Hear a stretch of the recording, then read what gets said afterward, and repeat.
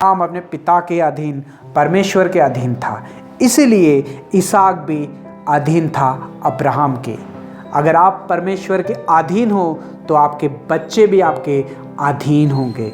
अगर आप परमेश्वर को पहला स्थान दोगे तो आपके बच्चे भी आपको पहला स्थान देंगे। अगर आप परमेश्वर को ऊंचा उठाओगे तो आपके बच्चे भी आपको कभी नीचे गिरने नहीं देंगे, वो भी आपको ऊपर उठा के रखेंगे। हे भाइयों और बहनों, अब्राहम के जीवन में परमेश्वर ने आशीष इसलिए दी थी क्योंकि वो आज्ञाकारी था।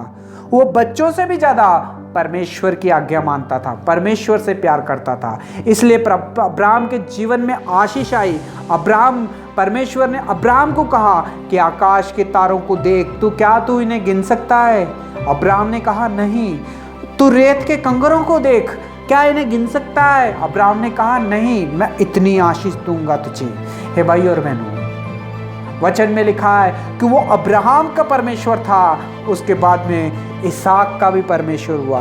क्यों? क्योंकि वो आज्ञाकारी था। हे भाई और बहनों, क्या आप भी अपने पिता के जैसे आज्ञाकारी हो?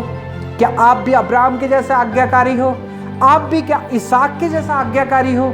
अगर आप भी अब्राहम और इसहाक के जैसे आज्ञाकारी हो तो जिस तरह से परमेश्वर उनके साथ था कि मैं अब्राहम का परमेश्वर, इसहाक का परमेश्वर हूं, तो वो आपका भी परमेश्वर होगा।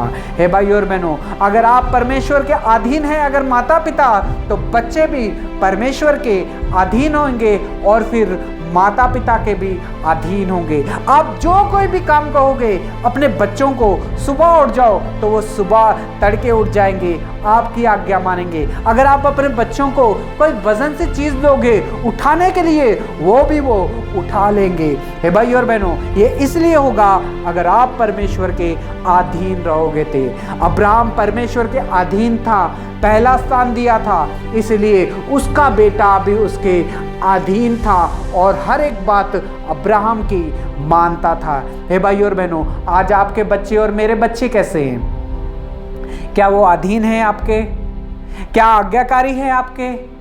अगर वो आज्ञाकारी नहीं है तो भाई और बहनों, आज परमेश्वर इस वचन से हमसे बात कर रहा है, पहले आप आज्ञाकारी बनो परमेश्वर के, तो आपके बच्चे भी आपको देखेंगे तो आपके आज्ञाकारी बनेंगे। जैसा अब्राहम ने आज्ञाकारी बन के आशीष पाई परमेश्वर से, वैसे ही इसहाक ने भी आशीष पाई अपने पिता के अधीन रह के, वैसे ही आप भी आशीष पाओगे अपने पिता के अधीन रह के, परमेश्वर के अधीन रह के आप भी आशीष पाओगे अगर आपके माता पिता के अधीन में रहोगे। परमेश्वर ने अब्राहम को आशीष दी, इसहाक को आशीष दी और कहा कि मैं तुझे आकाश के तारे जितने हैं उतनी आशीष दूंगा, कि रेत की कंकर जितने हैं उसे तू गिन सकता है, मैं उतनी आशीष तुम्हें दूंगा।